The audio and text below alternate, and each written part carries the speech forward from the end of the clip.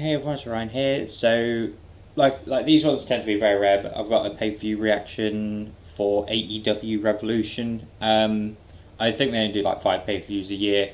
I don't like normally tend to do reactions to them just because I don't watch the show on a weekly basis, and there'll be a couple of things later on which sort of explains why. But I wanted to do a reaction to this one because there was a couple of moments in it where obviously a lot of people were talking about it, and some in a good way, some not in a good way. But like I said, I'll get into them. So, pre-show match was a tag match. Dr. Britt Baker, and it was meant to be Rebel versus Rio and Thunder Rosa, just a regular tag team match. But they said that Rebel was injured and Britt Baker had a replacement, and it was Maki Ito, who was essentially one of the favourites. Like social media favourites, I'll say, during the women's tournament that they had, just because of how she is online, like Twitter game and all that stuff is like amazing. I think her nickname's on like Queen of the Simps, which is quite funny. But yeah, like some of her stuff on, like especially if you look at it on Twitter, is quite funny. But it ends with Britt Baker and Maki Ito picking up the win. Which I did predict that one. I'll go through my predictions as well. I was watching it with friends. I think I wouldn't have watched it by myself. But yeah, me and my friends watched it together. So yeah, and then we go on to the main show. It's the Young Bucks versus Chris Jericho and MJF for the AEW World Tag Team Championships. The story going into this one is Chris Jericho and MJF have attacked the Young Bucks' dad, and basically the Bucks are now super pissed about it. So basically, it's essentially the Bucks trying to get one over on Chris Jericho and MJF for their dad, and it's a very solid tag match. You know, you sort of expect that with the Young Bucks; they tend to have a good match. But I think compared to some of the other ones they have, Chris Jericho and MJF sort of did slow it down a bit. One thing I noticed in this tag match and the previous tag match is there's a lot of just flipping the bird at people. Like there's this super cool, edgy thing where both the tag team partners just put the finger up towards the camera. They both do it during a stalling suplex, which I thought was quite convenient. Yeah, a lot of the time it's it's very back and forth for them. Eventually, the Young Bucks do pick up the win to retain the titles.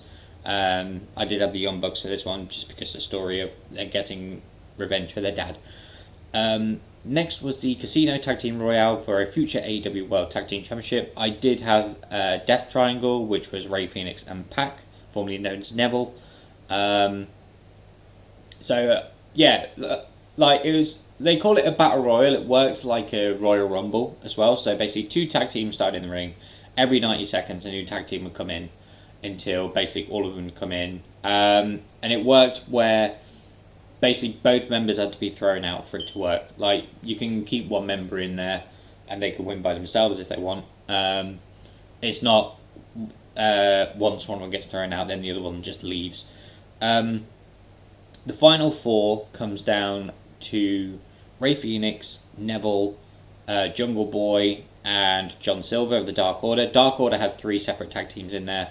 SCU, one of their stories is if they lose a match, then they're basically just splitting up as a tag team. And basically on commentary, they sort of explain, well, that only works for traditional tag team matches because this is a battle royal. It's not like traditional tag team rules. That's why they're not going to count it if they don't win. Spoiler alert: they didn't win. John Silver gets thrown out first. Jungle Boy then has to fend off both Rey Fenix and Neville, Pac even. Eventually he gets Pac out the ring. It comes down to Rey Fenix and Jungle Boy. They have some really good back and forth between them. Eventually Rey Fenix does eliminate Jungle Boy. So Rey Fenix and Pac will go and face the Young Bucks at some point in the future, which will be a very good match to watch. Like everyone loved Young Bucks versus the Lucha Bros, where Rey Fenix and Pentagon. So like Rey Fenix and Pac being in there as well. Like Pac's a really good wrestler, especially like he can do well in tag teams as well as singles matches. So yeah, like I said, I'm happy to see where that goes. The next match was Hikaru Shida versus Ryo Mizunami for the AEW Women's World Championship. Ryo won the tournament to get a shot at Hikaru Shida. So I did have Ryo for this one because I thought it would be a bit silly to have this entire tournament of like Japan versus America, and they have the finals, and then they go face the women's champion, and then just come up short. It'd be a bit. But then as they did the promo package for it, I saw as I was watching, I saw like, oh, Shida's winning this one, because the whole story was Rio basically like 10 years ago. Shida went, it could be 100 years, and you still won't beat me. Every time we faced each other, Shida's not won. It's been 3 draws or Rio winning. So for me, it was literally the writing on the wall was Shida's going to win, because that's basically what they've sold it as. Like having said that, it was a really good match. Very like strong hitting, very like a lot of close falls, kicking out of finish and stuff like that. Like sometimes it can be overdone, but I feel like with this match it works, especially because they're, to me, like Japanese wrestlers sort of get the exception because they're sort of brought up on the hard hitting type matches, so they can withstand a bit more. But yeah, eventually Hikaru Shida does pick up the win. Like I said, I kind of would have liked Rio to win. Like they were saying the fact that Hikaru Shida has had the title for a long time. It would have been nice for someone else to do it. But basically the story going to it is they have the match, Hikaru wins, and then Nyla Rose comes out and attacks both of them. And then I think Maka Ito comes out one point, Rebel and Britt Baker also come out and attack them, and then Thunder Rosa comes out and makes the save. It was a really weird bit where, so everyone's wearing red, funnily enough, except Thunder Rosa, who is wearing this bright blue colour, so she stands out compared to everyone. Let alone the fact that she wears like the Day of the Dead face paint, but she's also wearing bright blue compared to everyone else's red. And then there's a bit where it looks like either Thunder Rosa and Shida are going to shake hands, or Rio and Shida are going to shake hands, and they just cut away to the next promo package. So yeah, like they could have kept on that like another 10 seconds and then cut away to the promo. The next match is Miro and Kip Sabian versus the Best Friends, Orange Cassidy and Chuck Taylor. So this is a tag match as well. They're meant to have like a pre-match interview with Chuck Taylor and Orange Cassidy where they get jumped by Miro and Kip Sabian. At one point, Miro throws Chuck Taylor through a glass window, and basically he's just bleeding from there. Not like majorly, like he's got a bit on his head, but it's mainly on his arm. And basically he just goes to the camera and say, "Play my music." So they basically play his music. They come out with Chuck Taylor. Basically he's trying to get him to not have the match and just basically join them. And Chuck Taylor just says, "Ring the bell." Majority of the time it's them beating up Chuck Taylor. Orange Cassidy comes out to make the save. He just collapses on the like on the top of the ramp, like on the stage. So Miro's like, "Oh, well that's easy, so I'm gonna go walk and get him." Cassidy immediately jumps up, hits like the orange punch on him, and then it goes back to like a regular tag match, like 5 minutes or so. And then the ending is Penelope Ford gets knocked off the apron and she hits her head on the barricade. Kip Sabian goes to look at her to make sure she's alright. Miro's in the ring for a good minute or so, just beating the crap out of Chuck Taylor. And then the referee, she goes, "Miro, you got to get out, you're not the legal man." So then he goes out the ring, grabs Kip Sabian, throws him in the ring, gets himself tagged in. Then Kip goes back to Penelope Ford. So I feel like they may have messed that up a bit. Eventually Miro does get the win for them. Kip's a bit annoyed because obviously Penelope was hurt. And Miro's like, "Oh, well, we won anyway, so it's fine." So yeah, it's a win for Miro and Kip Sabian. Is it teasing them breaking up? I don't know. I can't remember if it was before this match. I think it was after this match, but they've been teasing since Wednesday. Like Paul White, formerly known as The Big Show, was on AEW and basically was teasing this major signing they're going to have that's Hall of Fame worthy. I think like early into the show they had an interview with him and he just said, "The only thing I'm going to tell you is that he works harder than everyone else." And they do this big countdown, and then it basically says, it's essentially something like works harder than everyone else, or like hardest worker ever type thing. And then it's Christian Cage, or Christian in WWE. I believe it's his Impact theme from like the mid-2000s as well. I didn't really watch it back then, so that's why I wasn't aware of it. But basically this big Christian Cage comes up. So Christian comes out, signs the contract, so he's the new AEW superstar. I think people have had mixed reactions to this, because everyone was sort of like, there's still some people, which I don't get why. It's been, 7 years now, where they think Punk's going to come back. Like, believe me, I'm a massive Punk fan. Like, from 2006 to 2014, Punk was my favourite wrestler. But you've got to let go of the fact that maybe he just doesn't want to wrestle anymore for that reason. And But yeah, so Christian's the big signing. A lot of people like underwhelmed by it because, like I said, it wasn't Punk, it wasn't Kurt Angle, it wasn't whoever, you know.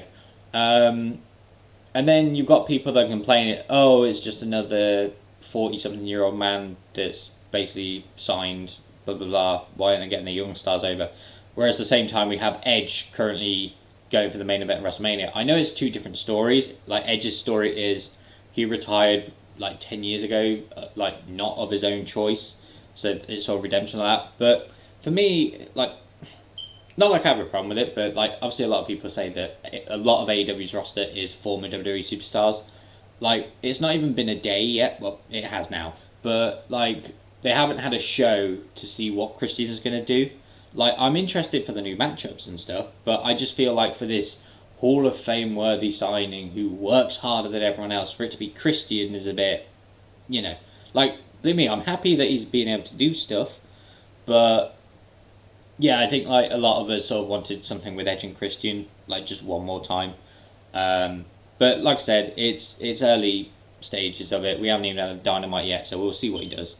But then the next match is Hangman Adam Page versus Big Money Matt Hardy. The winner receives the loser's first quarter earnings of the year. They do this whole tease where Matt Hardy is trying to get Adam Page to sign this contract where he gives his money away, but then Adam Page switches it around. But yeah, this one's like a fairly good match. Like, it's very back and forth. Matt Hardy trying everything just to beat Adam Page. He takes out his right hand, which he uses for the buckshot lariat. Which, do you know what? I think of all the AEW superstars, I think the buckshot lariat is probably my favorite finisher.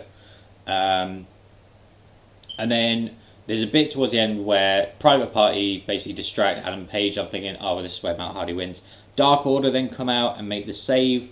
At one point, Matt Hardy knocks Adam Page off the apron, and then he falls onto Dark Order, who then push him back up onto the apron. He then hits the buckshot lariat for the win. So Adam Page basically gets the win. I did pick Adam Page for this one. And the last one, I did pick Miro and Kip Sabian. So I'm currently, I believe I'm like 5 for 6 with this one. But yeah, like I sort of felt like with the downward spiral that Adam Page had last year, he needed something to start bringing back up, and I thought this would be a great way to do it. Like, the big money guy is now losing his money. I thought like if Matt Hardy was going to win, it would be like what Adam Page can't afford it. So basically, he would offer his services and essentially unwillingly join Matt Hardy's group. But I think we've already had that twice with Adam Page, which is why I thought it wasn't going to happen. The next match is the Face of the Revolution ladder match for a future AEW TNT Championship match.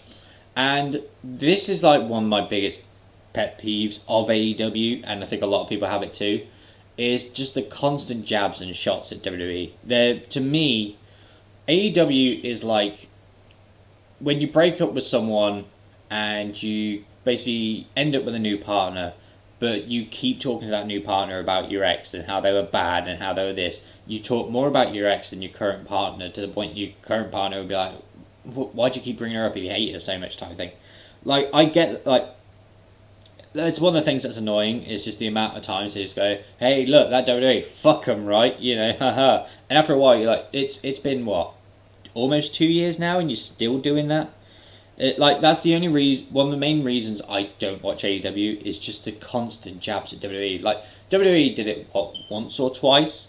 Like, I remember when it was getting started, Sami Zayn did that throwaway line, but they don't every week go, oh well, we've got the real elite wrestlers here, if you know what I mean.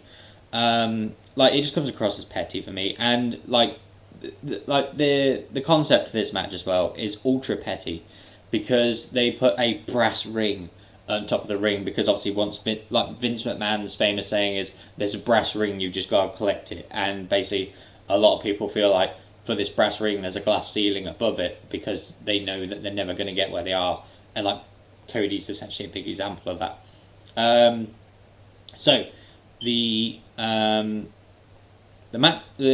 contestants are Cody Rhodes, who obviously gets a massive entrance and massive pyro because it's Cody Rhodes, Penta El Zero, Lance Archer, Max Caster, Scorpio Sky, and the mystery entrant is All Ego Ethan Page, formerly of Impact. I believe he quit a couple of months ago after they did the Ethan Page versus Karate Man, which was basically him versus himself, and it was edited so poorly to the point he literally went, "What the fuck was that?" And then just went on a rant about why he basically doesn't want to wrestle for Impact anymore. So yeah, it's nice to see Ethan Page here. Like I said, with Christian, I'm very intrigued to see what matches he'll have in the future. If this is a one-off, we don't know yet. But I think there's been the graphic. Ethan Page is all elite, so I think he's with them. Again, a lot of like huge spots in this. It's a multi-man ladder match. You can never go wrong with them. At one point, Penta El Zero hits a Canadian Destroyer on Cody Rhodes on the ladder, and basically Cody's selling his arm, like, oh, you know, won't be able to continue. It's the cliche, sort of like a Money in the Bank, where like the person goes off and like limps off injured, and they're never coming back type thing, and then they come back like 15 minutes later. The weird one about this is Cody, he's just in the background. Like they do the shot where it's like the stage. And Cody's just in the background, just being treated all the time. You thought, why not just take him to the back out of the shot? Because he's just drawing away the attention. It's like he's in the tunnel, wants to come back out there. No, you gotta get injured. So he walks 2 steps, and it basically rinses and repeats for like 5 minutes. He then goes to the back eventually, and then he comes back out 5 minutes later, just whipping everyone. Hits the crossroads, or I think it's still called the crossroads. Hits a really bad cutter on Penta El Zero at one point. So he does a springboard, goes for the cutter, but El Zero jumps the other way. And basically the commentators are sort of like trying to say that it wasn't a good one, maybe didn't get all of it. And Penta's still got to sell this cutter that he didn't take. One thing as well, like credit to Jim Ross, because like even in the first match, he's lost his voice. And he's having to go with a croaky voice for like what felt like 4 hours. I think it was like 3.5 in the end. But in the end, the last two, it comes down to Scorpio Sky and Cody Rhodes on the ladder. I was fearing Cody Rhodes would win. Like, even when Cody came back out, people started booing him, because I think people are starting to catch on. Like, the whole All Elite thing is literally just self-promotion for the Elite and Cody. Like, Cody, Young Bucks, Kenny, all that stuff. Like, you know. But Scorpio Sky ends up winning, taking the brass ring. It looks really silly. Like, it looks like a giant hula hoop. And basically they're hugging this ring thing. But he gets a future AEW TNT Championship match against Darby Allin, which should be interesting. When that will be, I don't know. I think it's happening on Wednesday. I think that's what they announced. The next match... I did have Lance Archer for that one, so I'm 5 for 7 at the moment. The next match is Darby Allin and Sting versus Team Taz, being Brian Cage and Ricky Starks. In the street fight, it's the cinematic match. They go to this like warehouse area. I think one of the things that was off-putting about this match was they had commentary over it. Because it was pre-taped. That's what's off about it. Is just them talking over this pre-taped footage, and I think it would have worked better. Like, it's supposed to be this undisclosed location where no one knows of. Like, I get the whole, there just happens to be cameras there, but obviously that's just so we can watch it. But the fact that commentators are watching it as well, it seems a bit weird.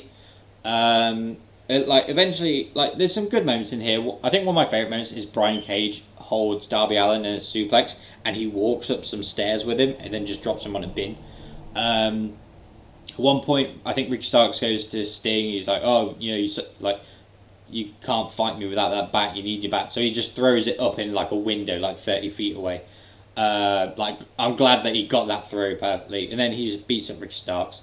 At one point, Darby Allin gets like launched. Like, they do the swing thing, when like someone grabs the arms and another person grabs the legs, and they do that swing. And then they just launch him into this window pane that's just sat on the floor. And then...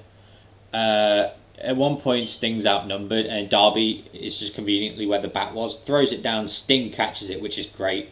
Starts beating them all up. I think the bat breaks at one point.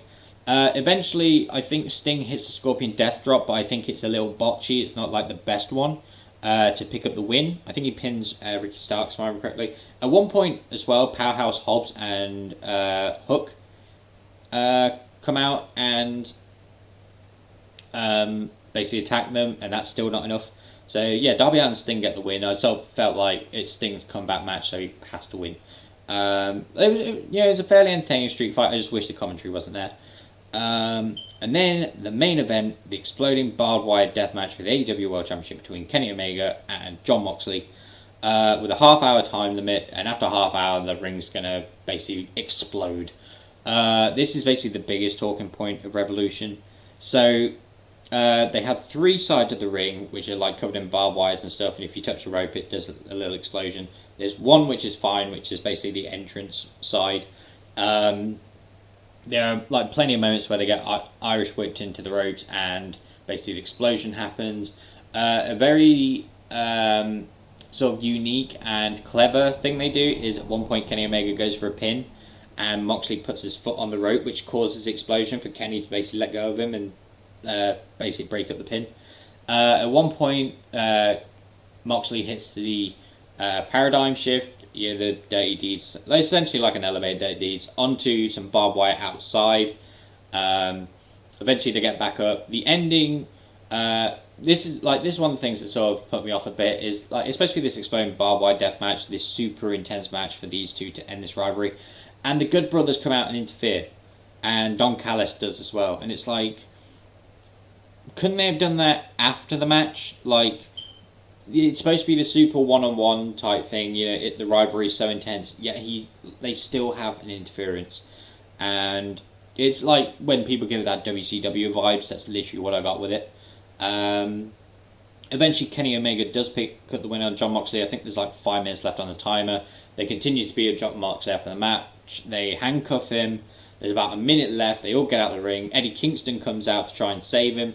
There's about 40 seconds left in the ring. He gets in the ring with Moxley. And instead of picking him up and like taking him out of the ring, he's trying to drag him. It's not working. He's trying to wake him up. It's not working. Gets to 10 seconds left. And then he looks at the timer and basically covers Moxley as like a sort of self-sacrifice to protect him. And this is the biggest talking point because they're sparklers. That's literally all it is. It's little sparkles and then these giant puffs of smoke, and that's it. That's your massive explosion after 30 minutes. It would have been fine, for me personally, it would have been fine if Kenny Omega and company came out and laughed it off. They have the benefit of they've still got Dynamite to explain it, but they've been trying to backtrack ever since the end of that show. And then Kingston and Moxley have to sell it off like they're dead. You've got like fucking medical team and all that stuff, like looking at them, make sure they're okay. Commentary have to sell the fact that it's this massive explosion and these two may never recover from this and blah blah blah. And then after 5 minutes, it ends the show. And what a fucking dud of an ending. Like, normally there's one, like, I think someone picked like a Vince moment. It's like the only thing people care about are the finish of the match.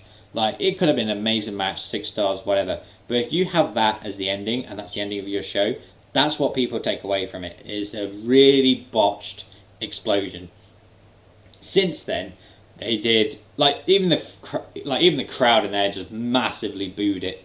But like, what they've done since then, after the show goes off the air, Moxley gets a microphone and says, "Look, there's one thing that we all know.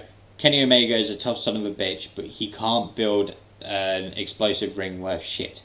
And then Tony Khan's like, "Well, we have to blame Kenny Omega because he's the one that built it and his explosions didn't work, so that's on him."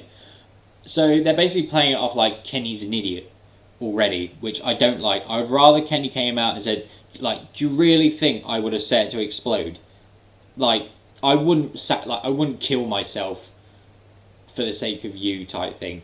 Like, I think my preferred ending, like, I'm not going to try to be one of these super smarky whatever, but my preferred ending, if that explosion was meant to be like that, like I said, either Moxley and that lot are in the ring and then Kenny Omega and Cody laugh it off, or it seemed a bit weird to do it on a pay-per-view, but imagine if it's like Kenny and Don Callis in the ring as the time's going down, they're panicking, freaking out, and all that stuff, and then they cower in fear and they just cover themselves like that, and then that explosion happens, and then they'll laugh it off and literally go, And then, like I said, they'll literally go, "You really think I was going to kill myself for you?"